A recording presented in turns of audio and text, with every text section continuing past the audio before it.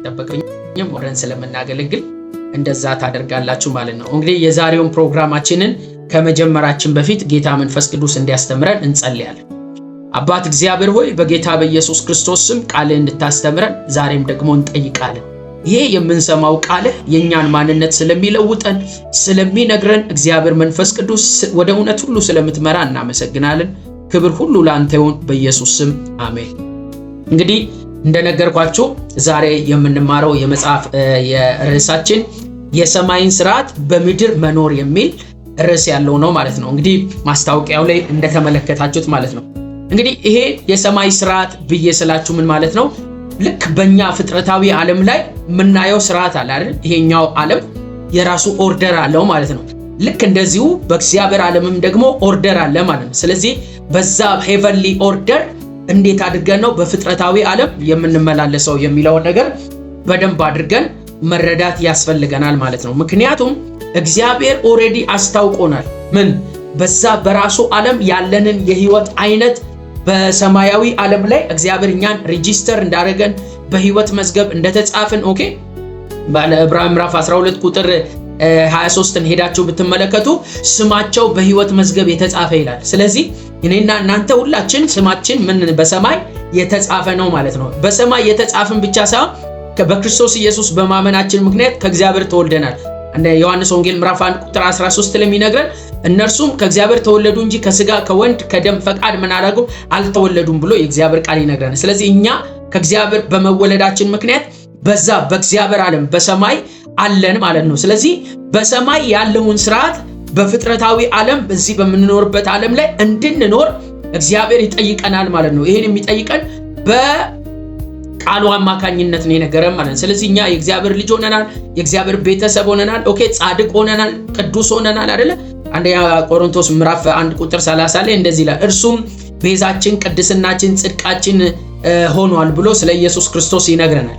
ስለዚህ እኔና እናንተ በእግዚአብሔር ዓለም ውስጥ ሪሊም የጸደቀን የአዲስ ፍጥረት እውነታ ያው ብዙ ስላስተማርኩኝ እነዚህን ነገር ዲቴል ነገር እንትን አላወራችሁ። ምክንያቱም በሰማይ ሰማያዊ የተደረግንባቸውን ምክንያቶች ሰማያዊ የተደረግንባቸውን እውነቶች በደንብ ማወቅ ያስፈልገናል። እነዛን በሰማይ ያለ በአባታችን ዓለም ያለውን ስርዓት በፍጥረታዊ ዓለም ላይ እንዴት ነው የምንኖረው? ምክንያቱም ፈቃድ በሰማይ እንደሆነች በምድር ትሁን በደግሞ መንግስት ጥምጣ ብለው የመጀመሪያዎቹ ከኢየሱስ ጋር የነበሩ ደቀ መዛሙርቶች ሲጸልዩ ነበር። ነገር ግን አሁን ያንን እኛ አንጸልይም። ለምን? የእግዚአብሔር መንግስት እኛ ነን፣ የእግዚአብሔር ፈቃድ እኛ ነን። የእግዚአብሔር ፈቃድ በምድር አለች፣ የእግዚአብሔር መንግስት በምድር አለች፣ እኔና እናንተ ነን ማለት ነው። ስለዚህ ያ መንግስት ኦኬ ስርዓት አለው፣ የት በዛ አለው። ስለዚህ ያንን የሰማይን ስርዓት ፍጥረታዊ ዓለም ላይ እንዴት ነው የምንኖረው የሚለውን ነገር ደግሞ ይሄ ፍጥረታዊ ዓለም ላይ ለመኖር የሰማይ ስርዓት ተብለው የሚታመኑትን ነገሮች እነሱ ነገሮች እናያለን ማለት ነው። ክብር ለኢየሱስ ይሁን። ስለዚህ ዛሬ የምናየው በአንደኛ ተሰሎንቄ መጽሐፍ ምዕራፍ 4 ካለው እንጀምራለን ማለት ነው። ክብር ለኢየሱስ ይሁን። እንግዲህ አንደኛ ተሰሎንቄ መጽሐፍን ሐዋርያው ጳውሎስ ነው የጻፈው። ጳውሎስ የተሰሎንቄን ሰዎች አስተምሯል። በጣም ቁጭ ብሎ በጣም ዲቴል ነገር ነው ያስጨበጣቸውና እነዛን በክርስቶስ ኢየሱስ የሆኑትን ነገሮች ሁሉ ምን አድርጓቸዋል? ሼር አድርጓቸዋል ማለት ነው። ሼር ካደረጋቸው በጣም ቤዚክ ከሚባሉ ነገሮች መካከል ዛሬ የምናየው 3 ነገር ነው ማለት ነው። እነዚህ 3 ነገሮች የሰማይ ስርዓት ኮንቴንቶች ናቸው። የት? በዚህ ፍጥረታዊ ዓለም ላይ በእኔና በእናንተ ዓለም ላይ ሰማይ ከኔና ከናንተ የሚጠብቃቸው 3 ነገሮች። እነዚህ 3 ነገሮች ቤዚክ ናቸው። ኦኬ አንድ አማኝ በህይወት ውስጥ ዴሊ በሚኖረው ህይወት ውስጥ ኤክስፒሪየንስ የሚያደርጋቸው 3 ነገሮች ናቸው። እነዚህ 3 ነገሮች ማወቅና ማድረግ የኔንና የናንተን ስፒሪቹዋሊቲ ወይም መንፈሳዊነትን ምን ያደርጋል? ማተር ያደርጋል ማለት ነው። ስለዚህ ይሄ ማተር የሚያደርገውን የህይወትን ስርዓት በደንብ መተዋወቅ ያስፈልገናል ማለት ነው። ክብር ለኢየሱስ ይሁን። ስለዚህ ቃሉን ወደ ማንበብ እንሄዳለን። አንደኛ ተሰሎንቄ ምዕራፍ 4 ቁጥር 1 እና 2ን እናነባለን። እንደዚህ ይላል፣ በጌታ በኢየሱስ ስም አነባለሁ። በቀረውስ ወንድሞች ሆይ፣ በቀረውስ ማለት is a conclusion ነው። እሺ በመጨረሻ ማለት ነው። ስለዚህ በቀረውስ ወንድሞች ሆይ እግዚአብሔርን ደስ ለማሰኘት እንዴት መኖር እንደሚገባችሁ አስተምረናችኋል ይላል። ማንን? እግዚአብሔርን ምን ማድረግ? ደስ ማሰኘት። ታውቃላችሁ እግዚአብሔር ከሰው ዓለም የተደሰተው በአንድ ሰው ብቻ ነው። ያም ሰው ኢየሱስ ይባላል። ራሱ ኢየሱስ በሚጠመቅበት ጊዜ ዮሐንስ ወንጌል ላይም ተናግሯል። ማቴዎስ ወንጌል ምዕራፍ 4 ላይም ኢየሱስ ሲጠመቅ መንፈስ ቅዱስ በርግብ አምሳል ከመጣ በኋላ የእግዚአብሔር አብ ድምጽ ደግሞ ምን አለ? በእርሱ ደስ የሚለኝ የምወደው ልጄ እርሱ ነው ብሎ የተናገረውን ቃል እናስታውሳለን። በእርሱ ደስ የሚለኝ ከእግዚአብሔር አፍ የወጣ ቃል። እግዚአብሔር በሰው ዓለም ከተደሰተባቸው የመጀመሪያው ልጁ ብቻ ነበር ማለት ነው። ከራሱ ከቅፉ መጥቶ በምድር ላይ ስለ አብ የመሰከረልን ልጁ አብ ሲመሰክር ምን አለ? የምወደው ልጄ ይህ ነው አለ። በእርሱ ደስ ይለኛል አለ። አሁን በደንብ ስሙኝ። ከዛ ኢየሱስ ክርስቶስ በምድር ላይ መጥቶ በመስቀል ሞት ከሞተ ከተነሳ በኋላ ፍሬውን ያያል ተብሎ እንደተጻፈ እኔንና እናንተን አገኘ። ስለዚህ እግዚአብሔር አሁን በልጁ ብቻ ሳይሆን የተደሰተው በልጁ ወንድሞች በኢየሱስ ክርስቶስ በተገኙ ወንድሞች ሁሉ ምን አድርጓል? ተደስቷል። ለምንድን ነው የተደሰተው ካላችሁ ጳውሎስ ማን ነው ገላትያ ምዕራፍ 3 ላይ ሲናገር ምን ይላል? ቁጥር 25 አካባቢ እምነት ሳይመጣ በፊት ተዘግቶብን ይላል፣ አሁን ግን እምነት መጥቷል ይላል። አያችሁ፣ አሁን ይሄ እምነት የተባለው ማንም ክራይስት ነው ማለት ነው። ስለዚህ እሱ መጥቷል። ስለዚህ እግዚአብሔር ደግሞ ደስ የሚለው በምንድን ነው? በእምነት ነው። ይሄን ዕብራውያን ምዕራፍ 11 ቁጥር 6 ላይ ሄዳችሁ ብትመለከቱ ያለ እምነት እግዚአብሔርን ደስ ማሰኘት አይቻልም ብሎ በዛ ስፍራ ይነግረናል። ስለዚህ እምነት ደግሞ ማን ላይ ተመስርቷል? ክራይስት ላይ ተመስርቷል። እምነት ስለመጣ አሁን እኛ ሁላችን በእምነት እንጸድቃለን ብሎ ይናገራል። ገላትያ ምዕራፍ 3 ቁጥር 23 እስከ 25 ድረስ ባለው ሄዳችሁ ስትመለከቱ የምታገኙት እውነት ነው።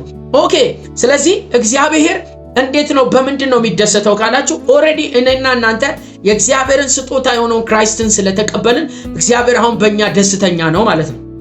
ነገር ግን እግዚአብሔርን ደስ እያሰኘን መኖር የሚባለው ይሄ እግዚአብሔር የተደሰተበትን ያንን ደስታ ወደ ፍጥረታዊ ዓለም ላይ አምጥተን እግዚአብሔር ዴሊ በእኛ ህይወት ውስጥ የሚደሰትበትን ለዚህ ነው የሰማይን ስርዓት በምድር መኖር የሚለው ርዕስ የሰጠሁት በዚህ ምክንያት ነው።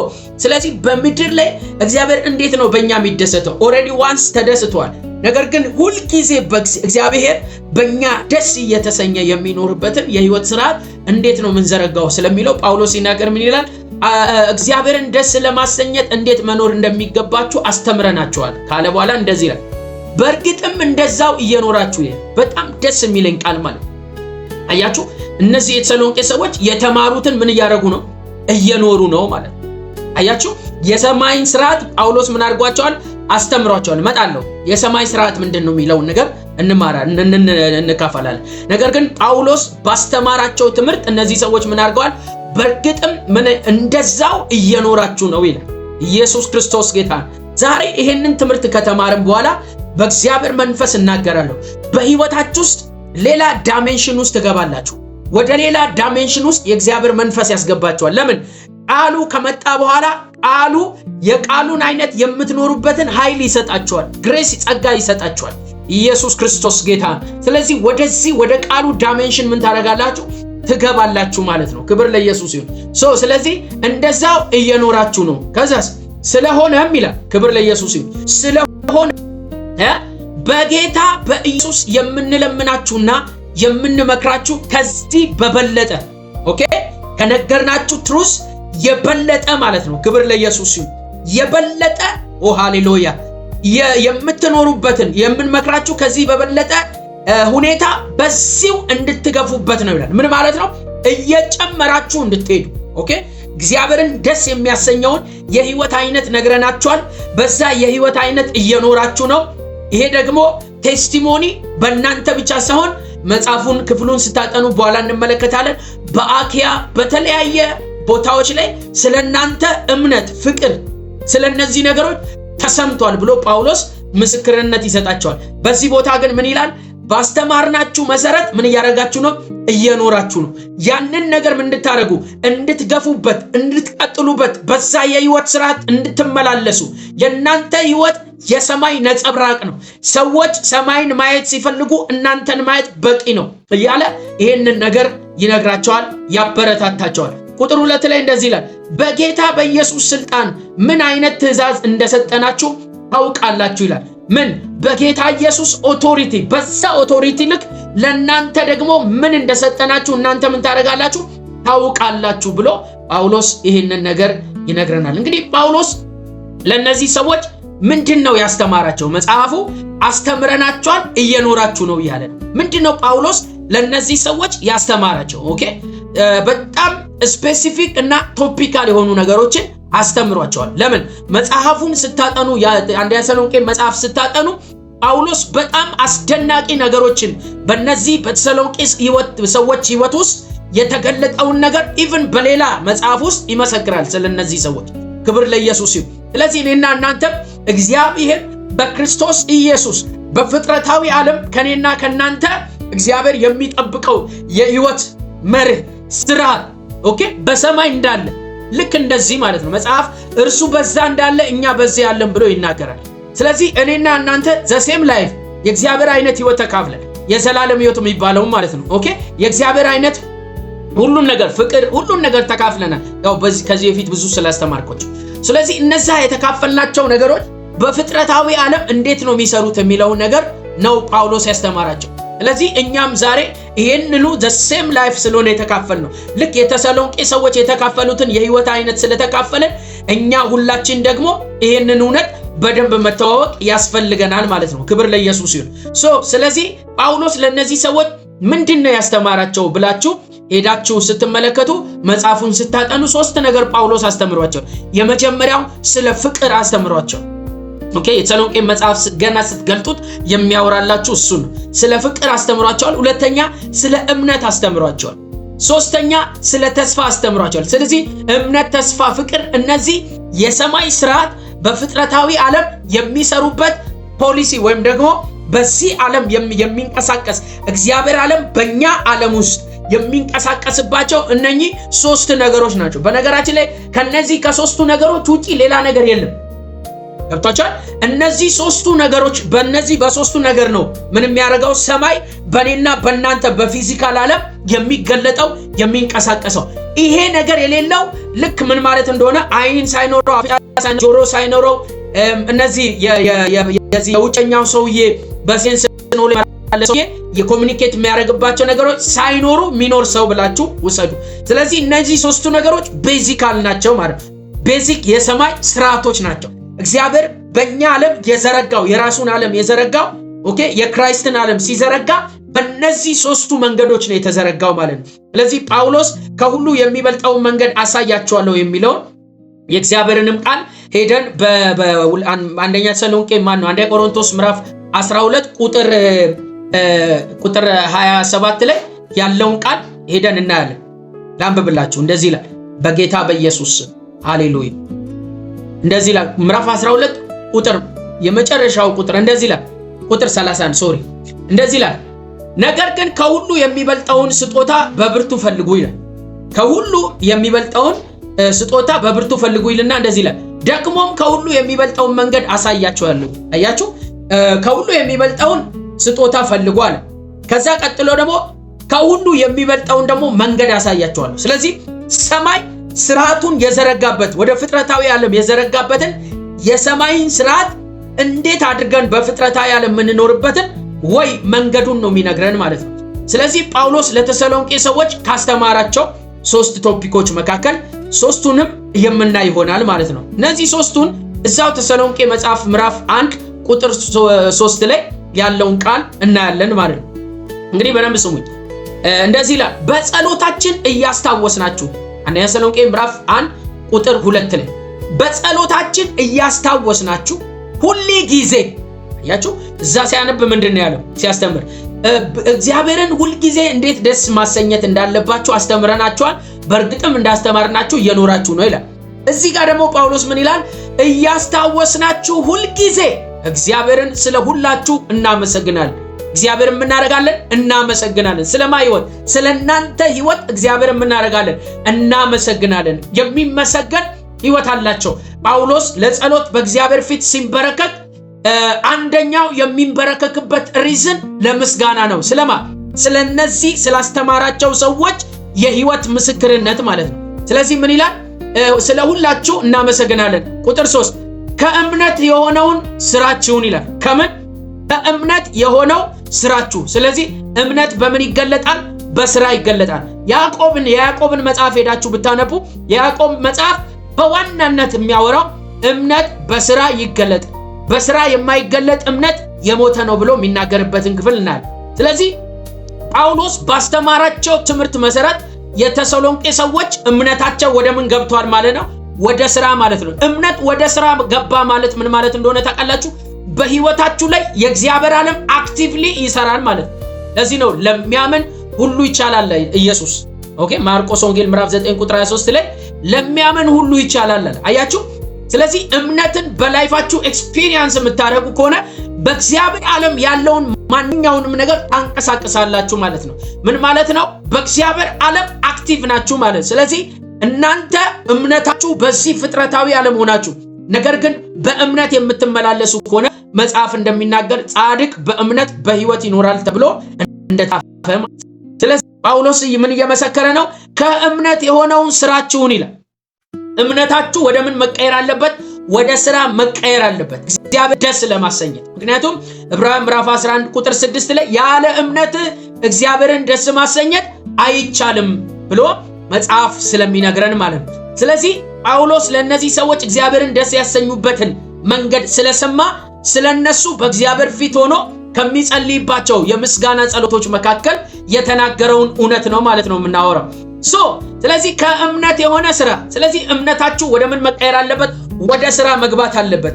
ኤቭሪ ዳይሜንሽን ማለት ነው። ታውቃላችሁ የእግዚአብሔር ቃል ደግሞ የሚሰራው በእምነት ነው። ምክንያቱም የእግዚአብሔር ቃል በራሱ ምንድነው? ሕያውና የሚሰራ ነው። ኦኬ ሁለት በኩል ካለ ሰይፍ ከተሳለ ሰይፍ ይበልጣል ብሎናል ማለት ነው። ስለዚህ ይህንን የእግዚአብሔርን ሐሳብ በሰማይ ያለንን ያንን የህይወት ስራታችን ፍጥረታዊ ዓለም ላይ አምጥተን የምንኖረው በምን አማካይነት ነው? በእምነት አማካይነት። እምነት ደግሞ ወደ ፍጥረታዊ ዓለም የሚገለጠው በምንድነው? በስራ ነው። በደንብ ስሙ። እምነት በምንድነው? በስራ። ስለዚህ ከእምነት የሆነው ስራችሁን ይላል። ቀጥሎ ሁለተኛውን ሲያወራ ምን ይላል? ከፍቅር የመነጨውን ድካማችሁን ይላል። በደንብ ስሙ። ፍቅር ደግሞ የሚገለጠው በምንድነው? በድካም ነው። ድካም ማለት ምን ማለት ነው? ስለ ዊክነስ ሳይሆን እየተናገረ ያለው ሰዎችን ኮንሲስተንትሊ መውደድ ማለት ነው። የሚጠላንንም የሚወደንም ሰዎች ባልተለዋወጠ ፍቅር መውደድ። ይሄ በቀደም ጋድስ ካይንድ ኦፍ ላቭ ብያስተምራችኋለሁ። የእግዚአብሔር አይነት ፍቅር ብያችኋለሁ። ስለዚህ ያ የእግዚአብሔር አይነት ፍቅር ምንድነው? አንቼንጀብል ላቭ ነው። ሁለተኛ ደግሞ አንኮንዲሽናል ላቭ ነው። ምን ማለት ነው? ሰዎችን የምንወደው ስላደረጉልን የሆነ እንትን ስላደረጉልን ሳይሆን ከምንም ተነስተን ቢጠሉንም ቢወዱንም ማለት ነው። ስለዚህ ይሄ የማይለወጠውን ፍቅር ስትኖሩ ምን ያደርጋል? ያደክማል። በዛ ውስጥ ምን ስላለ ማለት ነው? መታከት ስላለ ማለት ነው። ገብታችኋል? ለምሳሌ ሲጠላችሁ የሚኖረውን ሰው በቃ በማይለወጥ ፍቅር ኮንሲስተንትሊ እወዳለሁ ብላችሁ ስትቀጥሉ ማለት ነው ያ ምን ይፈልጋል? ትዕግስት ይፈልጋል። ኦኬ በጣም ሎንግ ትዕግስት ማለት ታውቃላችሁ ሎንግ ሰፈሪንግ ማለት ነው በእንግሊዘኛ ማለት ወደ አማርኛ ስትቀይሩት በጣም ባስቸጋሪ እንትን ውስጥ ማለፍ መቻል ማለት ባይዘው ስለዚህ በጣም ድካም አለው ማለት ምን ማለት ነው? በጣም በቃ እየታገሳችሁ ነው የምትወዱት ማለት እየታመማችሁ ፔን በቃ ማለት ምንም አይነት በደል እየተፈጸማችሁ ምን አለው? ድካም አለው፣ ፔን አለው ማለት ያንን ለመናገር ነው ድካም በሚለው ትራንስሌት የተደረገው እንጂ ይሄ የኃጢአት ድካም የሆነ እንትን ምናምን አይደለም። በዚህ ቦታ እየተናገረ ያለው በቃ ሰዎችን ለመውደድ ስትወዱ ደግሞ ዝም ብሎ ወዳለው እኮ አይደለም። ምንድነው የምታደርጉት? የናንተን ሳክሪፊኬሽን የምትሰጡት ነገር አለ፣ ከናንተ የሚወጣ ነገር አለ። ኦኬ ፍቅር ዝም ብሎ በቃ ወዳለው በሚል ቃል አይደለም። በምንድነው? ኢንካይንድም ይገለጣል፣ በብዙ መንገድ ይገለጣል፣ በመታገስ እነዚህ ሁሉ ነገሮች ምንድናቸው? አድካሚ ናቸው። ግን ጳውሎስ ምን ይላል? እናንተ ስለ ፍቅር ምን ብላችኋል? ዋጋ ከፍላችኋል፣ ደክማችኋል። ስለዚህ ፍቅራችሁ በምን ተገልጧል? በመድከም ኮንሲስተንትሊ ፐርሲስተንትሊ ምን ስታደርጉ ስትወዱ ነበር። በማይለወጥ ፍቅር ለሰዎች ለቅዱሳን ለማንኛውም ሰዎች እውነተኛ ፍቅር ነበራችሁ። የምታሳዩት ነገር የማይለወጥ ነው። ኦኬ በኢሞሽን ተመርታችሁ አይደለም። የእግዚአብሔርን ዓለም በማሰብ በማሰላሰል ነው በፍጥረታዊ ዓለም ምን ያደርጋችሁት? የኖራችሁት። ኦኬ ብሎ ጳውሎስ ምን ያደርጋቸዋል? ይነግራቸዋል። ስለዚህ የፍቅር ድካም ማለት በፍቅር ውስጥ ኮንሲስተንትሊ መኖር ማለት ነው። ባለመለወጥ መኖር ማለት ነው። ኢየሱስ ክርስቶስ ጌታ ነው። ስለዚህ እግዚአብሔር ከኛ የሚፈልገው ባይዘዌ የአንድ የዳነ ሰው የህይወት መገለጫ ነው። ክብር ለኢየሱስ ይሁን። እግዚአብሔር ይህንን እውነት ምን ያደርጋል ማለት ነው? ከኛ ይፈልጋል ማለት ነው። ቴንክ ዩ ሃሌሉያ። ስለዚህ ጳውሎስ ምን ይላል? ሁለተኛውን ያስተማረውን ቶፒክ ምን ይናገራል? ከፍቅር የመነጨውን ድካማችሁን ይላል። ሃሌሉያ። ሶስተኛ ከፍቅር የመነጨ ድካማችሁንና ሶስተኛው በጌታችን በኢየሱስ ክርስቶስ ባላችሁ ተስፋ የተገኘው መጽናታችሁን በአምላካችንና በአባታችን ፊት ዘወትር እናስባለን ይላል። ሶስተኛው ምንድነው ማለት ነው? ተስፋ ነው ይላል። ይሄ ተስፋ ደግሞ በምንድነው ማኒፌስት የሚያደርገው? በመጽናት ነው። ኢየሱስ ክርስቶስ ጌታ። ስለዚህ እምነት በምን ይገለጣል? በስራ። ፍቅር ደግሞ በምን ይገለጣል? በመድከም። ኦኬ፣ ኮንሲስተንት በመሆን ፐርሲስተንት በመሆን። ከዛስ ተስፋ ደግሞ በምን ይገለጣል? በመጽናት። ኦኬ፣ ተስፋውን ጸንቶ የማይቀበል እንትን የማይታገስ ሰው ተስፋውን ሊይዝ አይችልም። ለዚህ ነው መጽሐፍ በለሱን የጠበቀ ፍሬዋን ይበላል። የሚያወራው ምንድነው? ስለ ትዕግስት ነው፣ ስለ መጽናት ነው የሚያወራው። ተስፋ የምታደርጉትን ነገር ጸንታችሁ መጠበቅ። አሁን ላይ ባለንበት ዘመን እንግዲህ ሰዎች በተስፋ ይኖራሉ ወይ የሚለው በጣም ቻሌንጂንግ ነው እና እነዚህ ሶስቱ ነገሮች በእኔና በእናንተ ዘንድ ቢበዙ ማለት ነው የሰማይ ስርዓት በእኔና በእናንተ ውስጥ ማኒፌስት ያደርጋል ማለት ነው። ስለዚህ እምነት፣ ተስፋ፣ ፍቅር የሚባሉት እነዚህ ሶስት ነገሮች እናያለን ማለት ነው። ክብር ለኢየሱስ ይሁን። እንግዲህ ጳውሎስ እነዚህ ሶስት ነገሮች ይዞ የምስጋና በእግዚአብሔር ፊት የምስጋና ምክንያት እንደሆኑ በዚህ መንገድ ይነግረናል። የሚገርማችሁ ባይዘዌ ይሄንን ጳውሎስ ሰዎቹ እኛ እንዲህ የኖርን ነው ብለው ነግረዋቸው አይደለም። ጳውሎስ ይሄንን ነገር የሰማው በመቄዶንያ በአኪያ ኦኬ፣ እንደዚሁም ደግሞ በሌሎች ቦታዎች ላይ የነዚህ ሰዎች ህይወት ማኒፌስቴሽን የተገለጠበትን ክፍል ላንብብላችሁ። እንደዚህ ይላል በዛው ቁጥር 3-4 ላይ በእግዚአብሔር የተወደዳችሁ ወንድሞች ሆይ እርሱ እንደመረጣችሁ እናውቃለን ይላል። ሃሌሉያ። እኛም እዚህ ውስጥ ያለንም ሁላችንም የእግዚአብሔር ምርጦች ነን። ይሄ ሁሌ የምናገረው እውነት ነው። እሱ እንደመረጣችሁ እናውቃለን። ምክንያቱም ይላል ወንጌላችን ወደ እናንተ የመጣው በኃይልና በመንፈስ ቅዱስ በብዙ መረዳት እንጂ በቃል ብቻ አይደለም። ደግሞም ስለናንተ ስንል በመካከላችሁ እንዴት እንደኖርን ታውቃላችሁ። እናንተ እኛንና ጌታን መስላችኋል ይላል። አያችሁ፣ እዛ ያለውን ህይወት እዚህ ኖረዋል። ስለዚህ ጳውሎስ ምን ይላል? ጌታንም መስላችኋል፣ እኛንም መስላችኋል ይላል። ከዛ ቁጥር 8 የጌታ ቃል ከናንተ ወጥቶ የማ ቃል? የጌታ ቃል ከማ ወጥቶ? ከናንተ ወጥቶ። በምን? በመኖር በስብከት አይደል፣ በማውራት አይደል፣ በህይወት። ለዚህ ነው የሰማይ ስርዓት ማለት በቃ በእግዚአብሔር ዓለም እንዳለ ያ የህይወት ስርዓት በፍጥረታዊ ዓለም ላይ ኖሩት። እነዚህ ሰዎች በምን ማኒፌስት አደረገ? በእነዚህ way of manifestation። በነዛ መንገድ ጳውሎስ የሚበልጠውን መንገድ አሳያቸዋለሁ ብሎ በተናገረው በዛ መንገድ ምን አደረገ? ተገለጠ ህይወታቸው። ኢየሱስ ክርስቶስ ጌታ ነው። ስለዚህ የጌታ ቃል ከናንተ ወጥቶ በመቄዶንያ በአኪያ መሰማቱ ብቻ ሳይሆን በደንብ ስሙ፣ መሰባቱ ብቻ ሳይሆን በእግዚአብሔር ያላችሁ እምነት። ኦ ሃሌሉያ! በማን ላይ ያላችሁ? በእግዚአብሔር ላይ ያላችሁ ምን? እምነት። ኢየሱስ ጌታ ነው። በእግዚአብሔር ላይ ያላችሁ ምን? እምነት። ኢየሱስ ክርስቶስ ጌታ። ሃሌሉያ! ስለዚህ በእግዚአብሔር ላይ ያላችሁ እምነት ኢየሱስ ክርስቶስ ጌታ ጉዳይ ላይ ምንም መናገር አያስፈልገንም። እንደዚህ ይላል በእግዚአብሔር ላይ ያላችሁ እምነት በሁሉ ቦታ ታውቋል። ከዛስ ስለዚህ እኛ በዚህ ጉዳይ ምንም መናገር አያስፈልገንም። ምን ማለት ነው? እቺን አስተካክሉ፣ ይሄን ኑሩ ማለት አንችልም ማለት ፉሊ በነገርናችሁ መሰረት የእግዚአብሔርን ሐሳብ ባስተማርናችሁ መሰረት እንደዛው ብሉ ፕሪንቱን ማለት ነው እየኖራችሁት ነው። እኛ ቢለ ምንም ነገር አድ ማድረግ አያስፈልገንም። ለምን? እየኖራችሁት ነው፣ በህይወት እየተገለጣችሁ ስለሆነ። ስለዚህ ለእናንተ እነዚህ ጉዳይ ላይ የምንጨምረው ነገር የለም ብሎ ጳውሎስ ይሄንን ይነግረናል። ከዛ ቀጥሎ እንደዚህ ይላል ኢየሱስ ክርስቶስ ምንም ልንነግራችሁ አያስፈልገንም። ቁጥር 9 በእንዴት ያለ አቀባበል እንደተቀበላችሁንና ሕያውና እውነተኛ የሆነውን አምላክ ለማገልገል ከጣዖት ወደ እግዚአብሔር እንዴት እንደተመለሳችሁ እነርሱ ራሳቸው ይናገራሉ ይላል።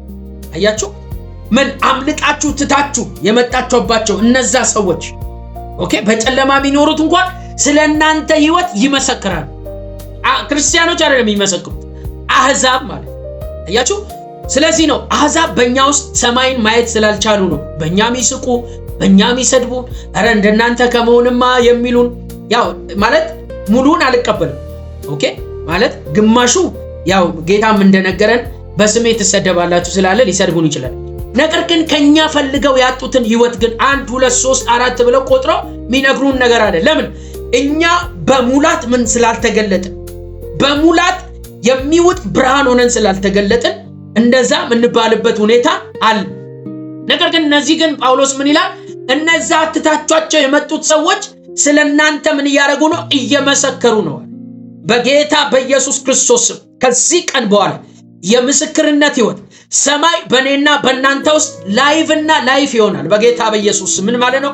በሰማይ ያለው ስርዓት በኔና በእናንተ የህይወት ስርዓት ውስጥ ተዘርግቶ ሰዎች ሰማይን መንካት ይችላል። የማይታየውን ዓለም በአንተና በኔ በምንታየው መንካት ይጀምራል። ኢየሱስ ክርስቶስ ጌታ በእኛ ምን ማድረግ ይጀምራሉ? መንካት ይጀምራል። ለምን? የእግዚአብሔር ዓለም በኔና በእናንተ አልፎ ለፍጥረታዊ ዓለም ምን ስለሚያደርግ ስለሚገለጥ፣ ስለሚነኩት፣ ስለሚዳስሱት ሃሌሉያ ራሳቸው ምስክርነት መስጠት ይጀምራል። ህይወትማ የእግዚአብሔር ህይወትማ የሚባል ነገር አለ። ለምን ሳሚን አታየው? ለምን ኢያሱን አታየው? ለምን ማራማዊትን አታየው? ለምን ዘይነብን አታየው? ለምን ሚሚን አታያትም? ለምን እከሌን አታየው? ይላሉ፣ ይመሰክራል። ስለዚህ ጳውሎስ እነዚህን ምስክርነቶች ይዞ ምን ያደርግላቸዋል? ይጽፍላቸዋል። ይሄ ላይቭ የሆነ ቴስቲሞኒ ነው ማለት ነው። ኢየሱስ ክርስቶስ ጌታ ስለዚህ እንዴት ወደ እግዚአብሔር እንዴት እንደተመለሳችሁ እነርሱ ራሳቸው ይናገራሉ ስለናንተ። አይዘው አህዛብ የእግዚአብሔርን ህይወት ምስክርነት ሰጡ ማለት በትክክል የእግዚአብሔርን ህይወት እየኖርን ነው ማለት ነው። ሰዎች ሰማይን እያዩ ነው ማለት ነው። በምድር የእግዚአብሔርን ህይወት እያዩ ነው በኔና ባንቺ ህይወት ውስጥ ማለት ነው። ኢየሱስ ክርስቶስ ጌታ ነው። እኔ አስታውሳለሁ በጣም ልጆች ሆነ አህዛብ በጌታ ያልሆኑ ሰዎች ስለ አማኞች የሚመሰክሩን ምስክርነት እነሱማ ታማኞች ናቸው አይዋሹም ይላል። እነሱማ ማመን እነሱ ነው ይላል። ስለዚህ ምን ማለት ነው? የእግዚአብሔርን ህይወት ተገልጧል ማለት ነው። እንዲህ ነው ብለን አይደለም፣ በመኖር ውስጥ ያዩት እውነት ነው ማለት ነው። ስለዚህ ጳውሎስ ይሄንን ህይወት ነው ምን እያደረገ ያለው? እየመሰከረ የጻፈው ማለት ነው። ቁጥር 10 እንደዚህ ይላል፣ ደግሞም ይላል ከሙታን ያስነሳውንና ከሰማይ የሚመጣውን ልጁን ከሚመጣው ቁጣ የሚያድነን ኢየሱስ እንዴት እንደምትጠባበቁ ይናገራሉ ይላል። ምን ማለት ነው? ስለ ተስፋ ማለት አያችሁ፣ ስለ ፍቅር መሰከሩ፣ አሁን ደግሞ ስለ ተስፋ መሰከሩ። ምን ይላል? ከሙታን ያስነሳውንና ከሰማይ የሚመጣውን ልጁን ይላል። ይሄ ተስፋ ለኔም ለናንተም ያለ ተስፋ ነው። ግን እነዚህ የተሰሎንቄ ሰዎች ኢየሱስ እንደሚመጣ በኑሯቸው ውስጥ ነው የሚያሳዩት። ኢየሱስ ይመጣል የሚለውን የህይወት ምስክርነት ነው የሚያሳዩት ማለት ነው። ስለዚህ ይሄንንም ከሚመጣው ቁጣ እንደሚያድነን ኢየሱስን እንዴት እንደምትጠባበቁ ይናገራሉ። ማን ነው? ይሄን አህዛብ ነው የሚናገሩ። ስለማ ስለ ተሰሎንቄ አማኞች የህይወት ስራ እየመሰከሩ ነው። ይሄ በቃል የተነገረ ሳይሆን ራሱ በመኖር የተገለጠ ህይወት ነው ማለት ነው። ስለዚህ ነው የሰማይን ስርዓት በምድር መኖር ብዬ ያልኩት። እንግዲህ እነዚህ ሰዎች የተሰሎንቄ ሰዎች ይሄንን ህይወት ለመኖር እንዴት ነው? በምን መንገድ ቢረዱ ነው? በምን መንገድ በእንዴት ያለ አቀባበል ቢቀበሉ ነው? ቢማሩ ነው ይሄ እውነት ገብቷቸው በዚህ እውነት የኖሩት የሚለውን ቀጥለና ያለን ማለት ነው። ክብር ለኢየሱስ ይሁን። ምዕራፍ 2 ቁጥር 13 ላይ ያለውን ቃል እናያለን። ኢየሱስ ጌታ። ምዕራፍ 2 እዛው ተሰሎንቄ ምዕራፍ 2 ቁጥር 13 ላይ ያለውን ቃል እናያለን። ክብር ለኢየሱስ ይሁን። እንደዚህ ይላል፣ ከእኛ የሰማችሁትን የእግዚአብሔርን ቃል ሃሌሉያ። ከእኛ ምን ያደረጋችሁ? የሰማችሁትን የእግዚአብሔርን ቃል። ኦ ሃሌሉያ። የማን ቃል? የእግዚአብሔር ቃል። የእግዚአብሔር ቃል ምንድነው? ሕያውና የሚሰራ ነው። ኦ ሃሌሉያ። የእግዚአብሔር ቃል ሕያውና የሚሰራ ነው። በሁለት በኩል ከተሳለ ሰይፍ ምን ያደርጋል? ይበልጣል። ከዛስ መንፈስን፣ ነፍስን፣ አጥንትንና ጅማትን እስኪለይ ድረስ ይወጋል። ምዕራፍ 4 ቁጥር 12 እና 13 ሄዳችሁ ስታነቡ ታገኛላችሁ። ስለዚህ ጳውሎስ ምን ይላል? ከእኛ የሰማችሁትን የእግዚአብሔርን ቃል ቁጭ ብላችሁ የተማራችሁትን ጳውሎስ ቅድም ምዕራፍ 4 ቁጥር አስተምረናችኋል። እግዚአብሔርን እንዴት ደስ እያሰኛችሁ መኖር እንዳለባችሁ እንደተማራችሁትም እንደዛው እየኖራችሁ ነው ብሏል ጳውሎስ። ስለዚህ ወደ ኑሮ የተቀየረው ይሄ የእግዚአብሔር ቃል እንዴት ቢሰሙት ነው የሚለውን ስትመለከቱ ከኛ የሰማችሁትን የእግዚአብሔርን ቃል በተቀበላችሁ ጊዜ፣ ኦ ሃሌሉያ። ምን ባረጋችሁ ጊዜ? በተቀበላችሁ ጊዜ። ዛሬ በጌታ በኢየሱስ ስም ይሄን ቃል ትቀበላል። ይሄን ቃል ትቀበያለሽ። በዚህ ቃል በጌታ በኢየሱስ ስም መመላለስ ይሆንልሃል። በኢየሱስ ስም መመላለስ ይሆንልሻል። ሻሃዳ ጋባስ ብራሃዲጋኖስ ሴሌቬንታ ፕራኒያስ ሻሃዲጋ በጌታ በኢየሱስ ክርስቶስ ሰሚዎች ብቻ አትሆኑ። ያዕቆብ እንደነገረን ያዕቆብ መጽሐፍ ምዕራፍ 1 ቁጥር 22 ላይ ሰሚዎች ብቻ አትሆኑ፣ ራሳችሁን እያታለላችሁ የምትሰሙ ብቻ አትሆኑ፣ የምታደርጉ ሁኑ ይላል። ስለዚህ ይሄ የእግዚአብሔር ቃል ወደ መደረግ ወደ አክሽን ከተቀየረ ቤተክርስቲያን በምድር ላይ የሰማይን ስርዓት በምድር ላይ መኖር ትችላለች። ቤተክርስቲያን ቴስቲሞኒያል ላይፍ መኖር ትችላለች። ሰዎች ሰማይን በምድር ማየት ይጀምራሉ። ሰማይን ከክብር ወደ ክብር የሚለወጠውን የህይወት አይነት በምድር ላይ ሰዎች ማየት ይጀምራሉ። በጨለማ ያሉ ሰዎች እኛን ማየት ይጀምራሉ። ለምን? እኛ ብርሃን ነን። ኢየሱስ ጌታ። ለዚህ ዓለም ህይወትን የሚሰጥ ብርሃን ነን። ኢየሱስ ጌታ። ስለዚህ ኦኬ እኛ ወደ አፕሊኬሽን እንድንገባ የሚያደርገን ነገር ምንድነው ካላችሁ በእናንተ ዘንድ ሃሌሉያ ኢየሱስ ክርስቶስ ጌታ። ኦ ሃሌሉያ። ስለዚህ ከኛ የሰማችሁትን የእግዚአብሔርን ቃል በተቀበላችሁ ጊዜ በእናንተ በምታምኑት ዘንድ አያችሁ፣ ቃሉን የሰሙት በምንድነው? በእምነት ነው። ቃሉን በእምነት ካልሰማችሁ ምን ያደርግላችኋል? ዕብራውያን መጽሐፍ ምዕራፍ 3 ምዕራፍ 4 ምን ይላል? ቃሉ ከሰሚዎች ጋር በእምነት ስላልተዋሃደ አልጠቀማቸውም ይላል። በምን ስላልተዋሃደ? በእምነት ስላልተዋሃደ ምን አላረጋቸውም? አልጠቀማቸውም ይላል። ስለዚህ ቃሉ በእምነት ስትሰማ ምን ያደርጋል? ይጠቅምሃል ማለት። ማንን? የቃሉ ተጠቃሚ ነው የምትሆነው። ቃሉ ነው የሚጠቅመው፣ አንተ አይደለም ቃሉን የምትጠቅመው። ቃሉ አንተን ይጠቅምሃል ማለት፣ የህይወት ምስክርነት ያመጣል ማለት ነው። ስለዚህ በእናንተ በምታምኑት ዘንድ ሃሌሉያ በእርግጥ እንደሚሰራ ኦ ሃሌሉያ በእርግጥ እንደሚሰራ የእግዚአብሔር ቃል ያውና የሚሰራ ነው። ምዕራፍ 4 ቁጥር 12 ሃሌሉያ የሚሰራ ነው።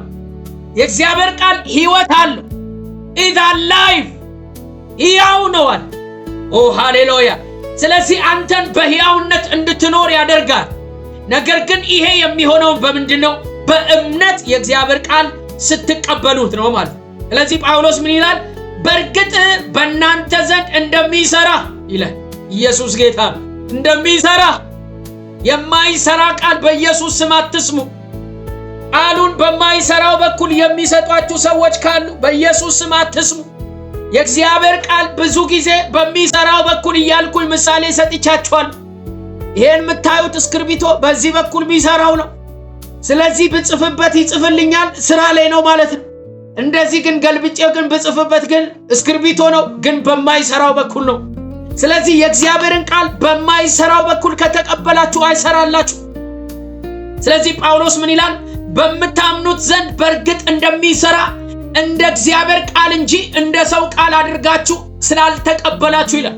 እንደማ ቃል እንደሚሰራ እንደ እግዚአብሔር ቃል በጌታ በኢየሱስ ስም ይሄ ማታ በናዝሬቱ በኢየሱስ ስም ፓራዳይም ሽፍት የምታረጉት ማታችሁ በናዝሬቱ በኢየሱስ ስም የእግዚአብሔር ቃል በእናንተ ዘንድ መስራት ይጀምራል። ይሄንን የእግዚአብሔርን ቃል የሚያንቀሳቅሰው እምነት የሚባለው የእምነት መንፈስ እኔና እናንተ ውስጥ አለ። ጳውሎስ ገላትያ መጽሐፍ ምዕራፍ 5 ቁጥር 22 ላይ ሲናገር የመንፈስ ፍሬ ግን ብሎ ይናገራል። አንደኛው እምነት ነው ይላል። ኢየሱስ ጌታ። ስለዚህ እምነት በእኔና በእናንተ ውስጥ አለ። ይሄንን እምነት የተካፈልነው ከአባታችን ከእግዚአብሔር በተወለድን ጊዜ ነው። የእግዚአብሔር አይነት እምነት አለን። አቃላችሁ እግዚአብሔር አማኝ ነው። ምን ያምናል ካላችሁ ቃሉን ያምናል። የተናገረውን ቃል ያምናል። ሄዳችሁ ኢሳይያስ ምዕራፍ 55 ቁጥር 10 ላይ ሄዳችሁ ተመልከቱ። በረዶ ከዝናብ ወርዶ በምድር ላይ ምድርን እንደሚያርስ ከዛ ቡቃያ እንደሚያበቅል ከዛ ለዘሪ ዘር ለበላተኛ መብል እንደሚሰጥ የላኩት ቃሌም አለ ያሻውን ሳይፈጽም በከንቱ ወደኔ አይመለስም ብሎ እግዚአብሔር በቃሉ ተወራርዷል። ኢየሱስ ክርስቶስ ጌታ። ቅድም እንደጠቀስኳችሁ ጳውሎስ ደግሞ ዕብራውያን መጽሐፍ ምዕራፍ 4 ቁጥር 12 ላይ የእግዚአብሔር ቃል ሕያውና የሚሰራ ነው፣ በሁለት በኩልም ከተሳለ ሰይፍ ይበልጣል፣ አጥንትን፣ ጅማትን፣ መንፈስን፣ ነፍስን እስኪለይ ድረስ ይወጋል ብሎ የነገረን እውነት አለ። እሱ ብቻ ሳይሆን ያዕቆብ ደግሞ ነግሮናል። የእግዚአብሔርን ቃል ወደ ሥራ ካላስገባችሁ በከንቱ የምትሰሙ ከሆነ ተጠቃሚ አትሆኑም ብሎ ደግሞ ተናግሮናል። ሄዳችሁ ያዕቆብ መጽሐፍ ምዕራፍ 1 ቁጥር 22 ላይ ራሳችሁን እያሳታችሁ አትስሙ ይላል። ክብር ለኢየሱስ ይሁን። ራሳችሁን ምን እያደረጋችሁ እያሳታችሁ የእግዚአብሔርን ቃል ምን አትስሙ፣ ተጠቃሚ አያደርጋችሁ። መጠቀም ከፈለጋችሁ ግን የእግዚአብሔርን ቃል ምን ማድረግ አለባችሁ? ወደ አክሽን ማስገባት አለባችሁ ይላል። ክብር ለኢየሱስ ይሁን። እንደዚህ ይላል፣ ቃሉ የሚናገረውን አድርጉ እንጂ ሰሚዎች ብቻ ሆናችሁ ራሳችሁን አታታልሉ። ቃሉን የሚሰማ ነገር ግን የሚነውን ነገር የማይፈጽም ሰው ፊቱን በመስታወት እንደሚያይ ሰው ነው፣ በኋላ ምንም አድርጎ እንደሚረሳ ይላል። ስለዚህ በደንብ እንድትሰሙ ይፈልጋል። ጳውሎስ ሲመሰክርላቸው የእግዚአብሔር ቃል በእናንተ እንደሚሰራ እንደ እግዚአብሔር ቃል እንጂ እንደ ሰው ቃል አድርጋችሁ ስላልተቀበላችሁ ያ እግዚአብሔርን ያለማቋረጥ እናመሰግናለን። አያችሁ፣ በእነዚህ ሰው ህይወት ውስጥ የተገለጠው ያ የሰማይ ስርዓት ማኒፌስት ያደረገበት ትልቁ ሴክሬቱ ምንድነው? የእግዚአብሔርን ቃል ሲማሩ ወደ አክሽን ወደ ህይወት ስርዓታቸው የሚጨምሩትና የሚያደርጉት ነገር እንደሆነ በዚህ ቦታ ጳውሎስ ይመሰክራል። እኔና እናንተም the same spirit of faith አይነት የእምነት መንፈስ ነው ያለን ከነዚህ ሰዎች አይደለ? ጳውሎስ በሁለተኛ ቆሮንቶስ ምዕራፍ 4 ቁጥር 13 ላይ አይደል? አመንኩ ስለዚህም ተናገርኩኝ። አንድ አይነት የእምነት መንፈስ ስላለን በዛው የእምነት መንፈስ እንናገራለን ብሎ ይናገራል።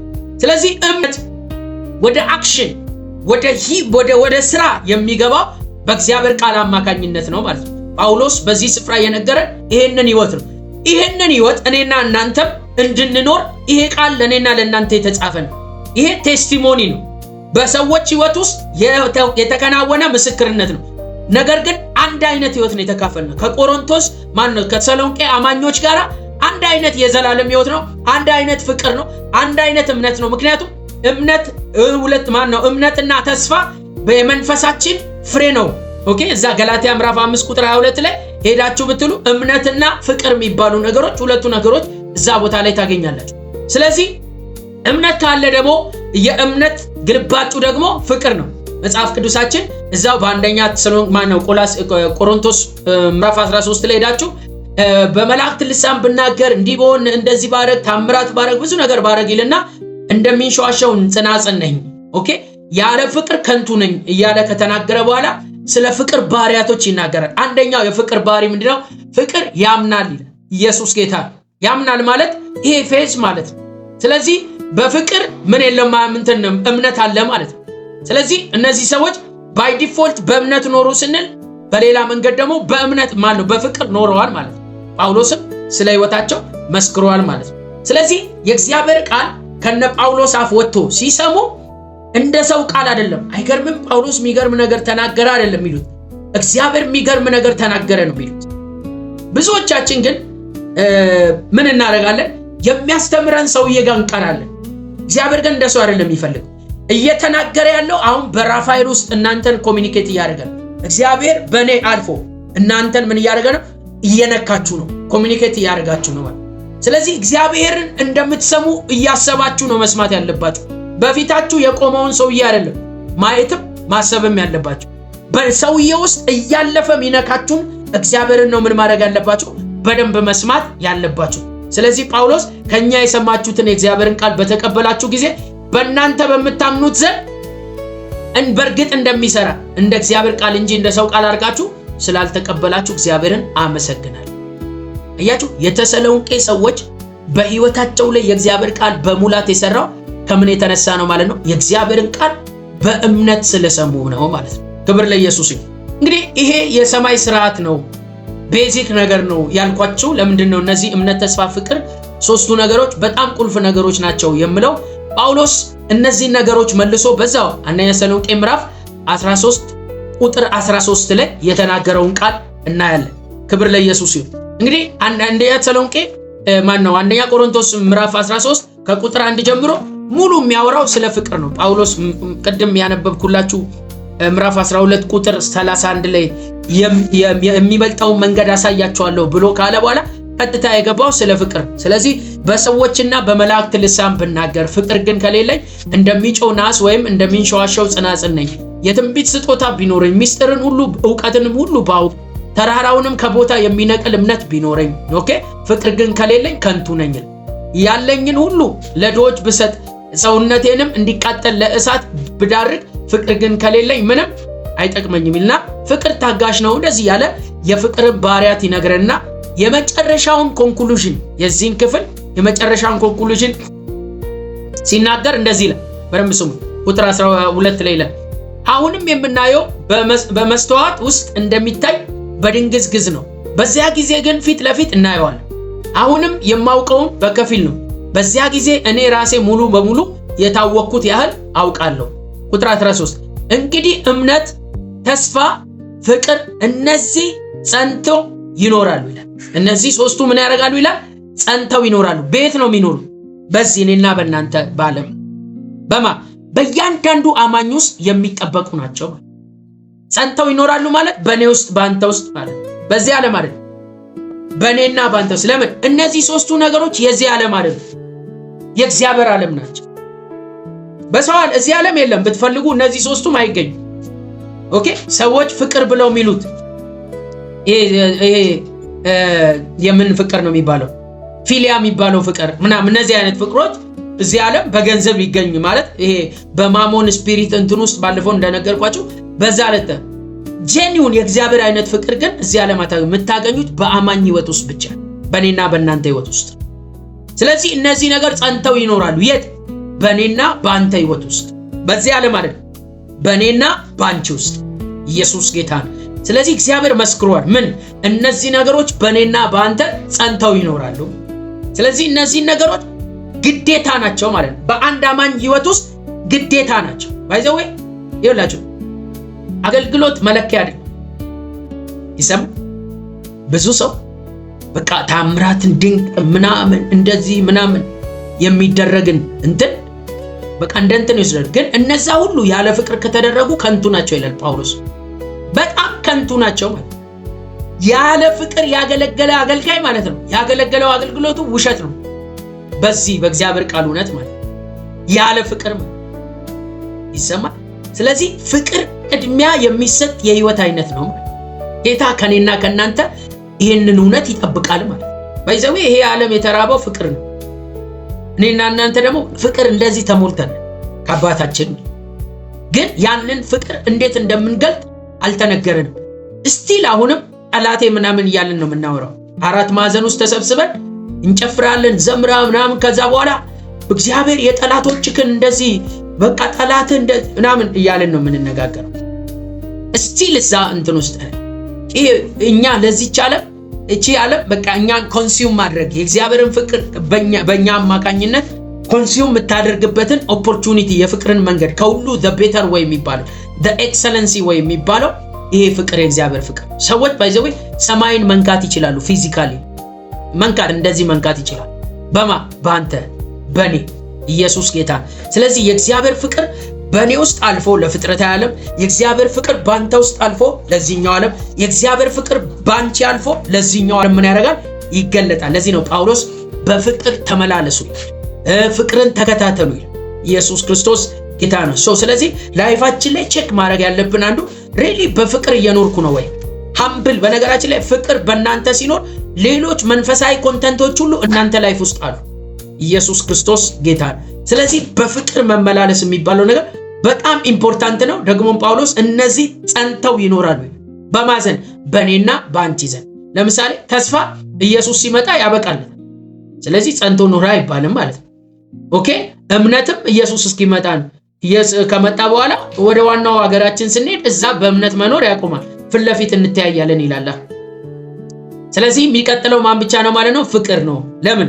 ፍቅር ማለት የኛ ዋናው እዛ ሄድ ኳርተራችን ላይ ዋና መኖሪያ ነው ማለት ኢየሱስ ጌታ ዋና ነገር ነው ማለት።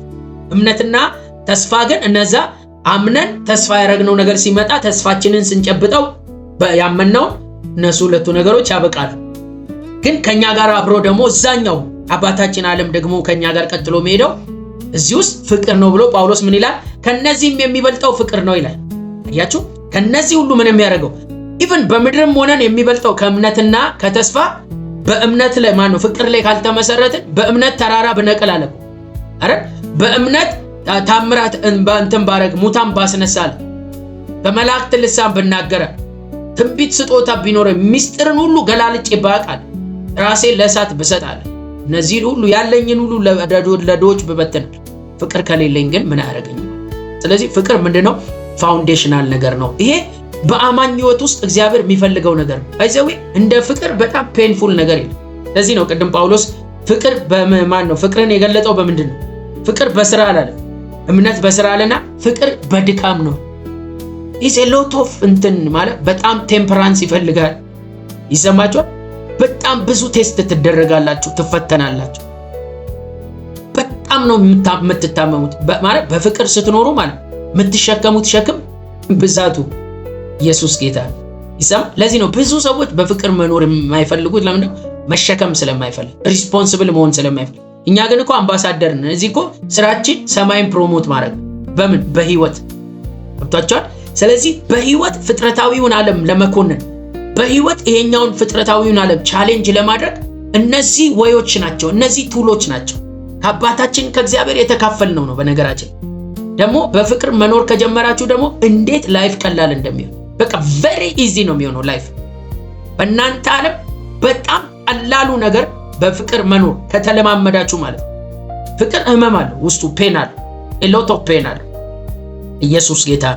ነገር ግን አንድ ነገር ምነግራችሁ ማለት ነው የእግዚአብሔር ፍቅር ስለሆነ አንኮንዲሽናል ላቭ ስለሆነ በዚህ እግዚአብሔር እኛን የተሸከመበት ፍቅር ማለት ነው። እሱ ፍቅር እኛ ውስጥ ማለት በፍጥረታዊ ዓለም እንድንኖር፣ ስለዚህ ያንን ፍቅር ምን እንድናረግ እንድንኖር። ፍቅር መቆረስን ይጠይቃል። ስለሌሎች ፔን ፎርዋርድ ይጠይቃል። በጣም ፔንፉል ነው፣ ግን ደግሞ የእውነተኛ ክርስትና መገለጫ፣ የዳነ ሰው የዳነ አማኝ መገለጫ ነው። ባይዘው አንድ ሰው ድኗል በክርስቶስ አምኖ ድኗል ብላችሁ ፍጥረታዊ ዓለም ላይ ለሰዎች እንደማሳያ የምታሳዩት አንዱ ላቭ ነው። ሄዳችሁ የዮሐንስን መልእክት ብታዩ እሱን ነው። ስለዚህ ፍቅር የኔና የናንተ የእግዚአብሔር ዓለም የአባታችን ዓለም መገለጫ ነው። እኔና እናንተ ደግሞ በሰማይ ስለሆነ ያለን ሁሉ ነገራችን አይደል? ባለፈው አንብቤላችኋለሁ፣ አሁንም ደግሜ ነግራችኋለሁ። ሄዳችሁ ኤፌሶን መጽሐፍ ምዕራፍ 2 ቁጥር 19 ላይ ብታዩ እናንተ ሁላችሁ ከቅዱሳን ጋራ ባላጋሮች ናችሁ ማለት የጋራ በአንድ እንትን ውስጥ ያለን ሰዎች ነን። የሰማይ ዜጎች ነን፣ የእግዚአብሔር ቤተሰብ ነን። በዚህ ምድር እንግዶችና ምጻተኞች ናችሁ፣ በዛ ደግሞ እንግዶችና ምጻተኞች አይደላችሁም ይላል። አያችሁ? ስለዚህ የሀገራችንን ካልቸር ያንን ዜጋ የሆንበትን ካልቸር እዚህኛው ዓለም ስንኖር ሰዎች ሰማይን በቀላሉ ይነካሉ ማለት ነው። ሰዎች በቀላሉ የእግዚአብሔርን ሕይወት ይናፍቃሉ። በቀላሉ እኔም አንተ የተካፈልከውን ሕይወት መካፈል ፈልጋለሁ፣ እንዴት ነው ይሄንን መኖር የምንችለው ብሎ ሰዎች በራሳቸው ይመጣል። ለምን? ጳውሎስ ቅድም እየተናገረ ነበር፣ መስክረዋል። ድሮ እናንተ ከነሱ ጋር ጣዖት ስታመልኩ የነበሩ ሰዎች ስለእናንተ ምስክርነት ሰጥተዋል፣ ያወራሉ። አያችሁ?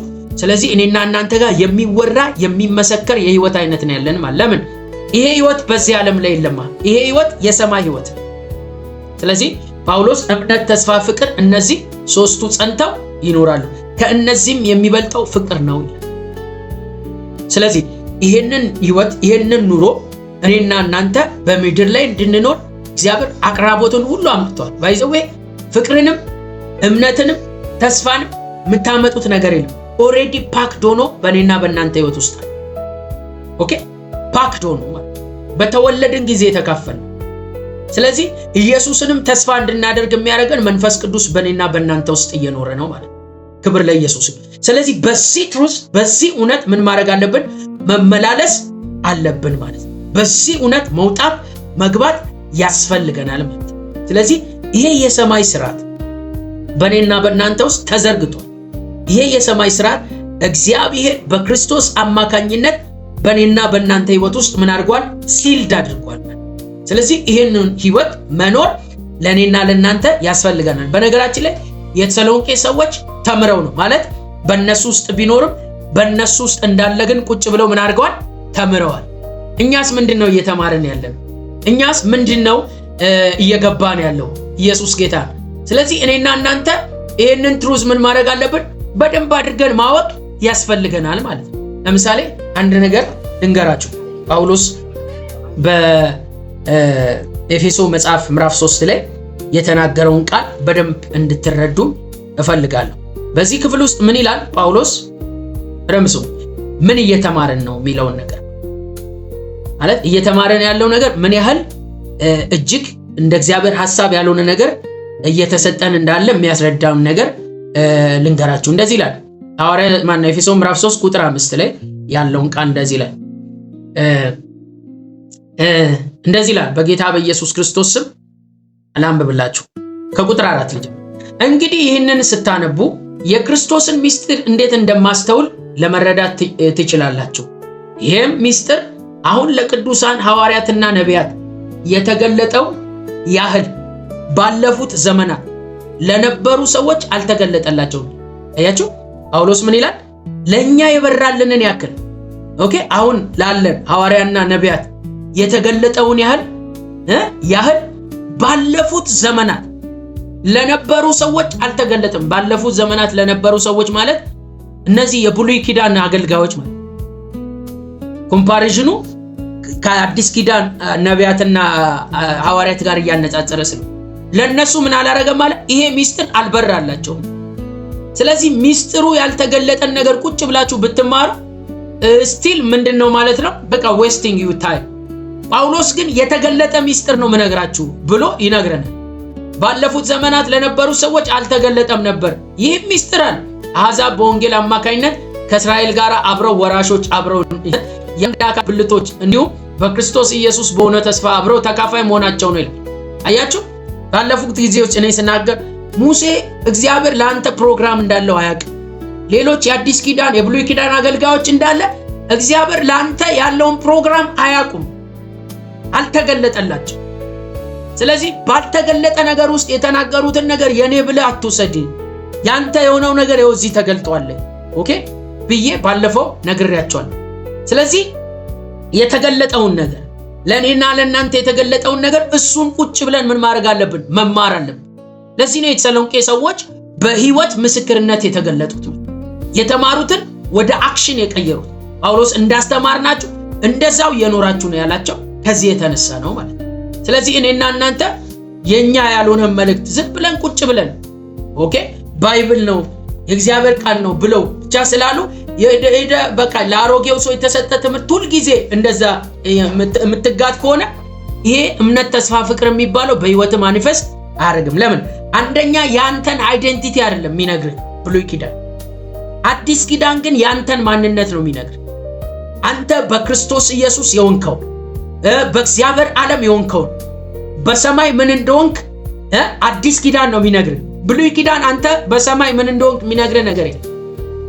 የሰማን አንደኛ ለኪዳኑ ሰዎች የተጻፈ ስለሆነ፣ ስለዚህ ልክ እንደ ተሰሎንቄ ሰዎች ኮንሸስ ሆነን ስለ ማንነታችን ስለ አይዴንቲቲያችን የተነገረንን ትሩዝ ይዘን ይሄ እምነት ተስፋ ፍቅር የሚባለውን ነገር በፍጥረታዊ ዓለም ላይ መኖር መቻል ያስፈልገናል። እግዚአብሔርም ከኔና ከናንተ የሚጠብቀው የህይወት አይነት እሱ ስለሆነ ስለዚህ ጳውሎስ ምን አለ?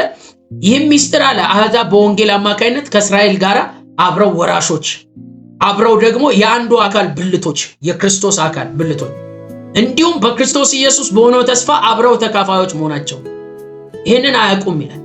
የቀደሙ ምኖት ባለፉት ዘመናት የነበሩት አገልጋዮች አያውቁም። ወገኖቼ አንድ ነገር ልነግራችሁ ፈልጋለሁ። በፍቅር ትመላለሱ ዘንድ ስለ ማንነታችሁ መማር አለ።